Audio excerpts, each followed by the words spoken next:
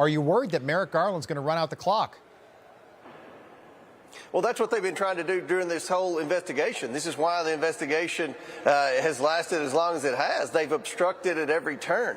And it's sad that outside of the conservative media, the mainstream media is not scolding them for their obstruction, for their disruption, because we found mountains of evidence that suggest that Joe Biden was the central figure in the family's influence peddling schemes. We believe that these classified documents may have been a central part of the influence peddling schemes. We have found documents in emails that Hunter Biden sent to some of these oligarchs who are wiring his family millions of dollars that we believe could be part of those classified documents that Joe Biden mishandled. This is an important part of our investigation, and I believe the courts will rule on our side. Okay.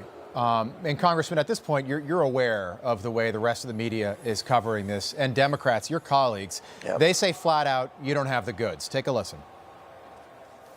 House Republicans, you all are saying that you're going to follow the facts in the inquiry, but there has been no evidence that has been produced that the president committed a high crime or misdemeanor while he was president. I wanted to just start by restating the obvious, which is that the impeachment investigation essentially ended yesterday in substance, if not in form. When Republicans still lack any evidence of wrongdoing, I mean, are they just kind of hoping that something's going to turn up if they keep on digging?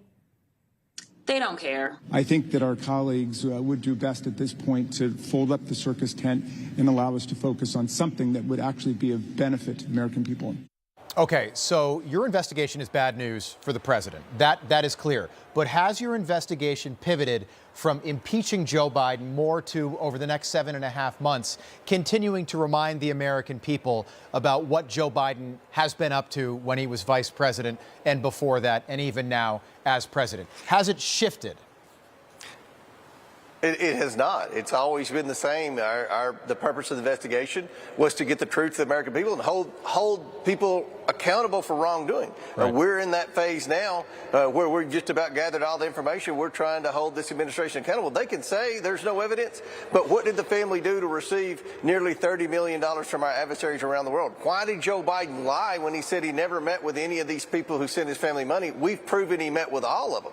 So we've proven that Joe Biden hasn't been truthful. We've proven that Joe Biden was the most corrupt vice president in the history of the United States. And we believe the influence peddling schemes are ongoing while Joe Biden is president, through the art sales and through other transactions. Yeah. So we believe that we've done a very good job getting the truth to the American people. The Democrats can spin it, their friends in the media can spin it, but at the end of the day, this is public corruption at the highest levels of our government. I don't think the American people are going to stand for it. You know, I swear, it's interesting. If you think about it, like 100 years from now, Hunter Biden's artwork actually might be worth something because of all of this. They'll be like, oh, that's a Biden. My goodness, remember that story? Yeah. Congressman, earlier this week, I heard you hint at maybe inviting Joe Biden to testify on Capitol Hill.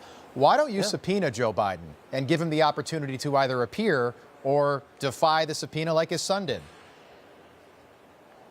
Well, it's very difficult to get a president to come before a committee. I think the Democrats would have had Trump in front of the Oversight Committee many times when they were in the majority if it were easy.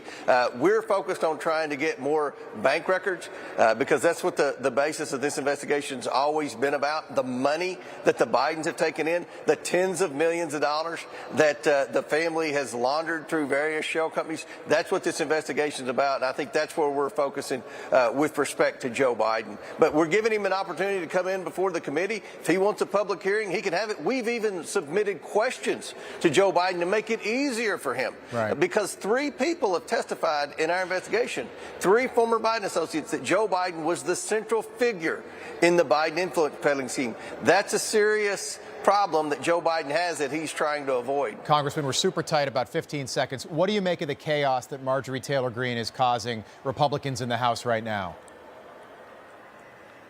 Well, she's a great member of the House Oversight Committee. She's frustrated. I think there are a lot of us that are frustrated. I would encourage us to try to somehow get together. You know, we have to work together as a conference. I think Marjorie knows that. I don't think she's going to pull the trigger unless there's a consensus person to replace Mike Johnson. So right now, I think she's more sending a message to the Speaker that she wishes he would be a little more conservative.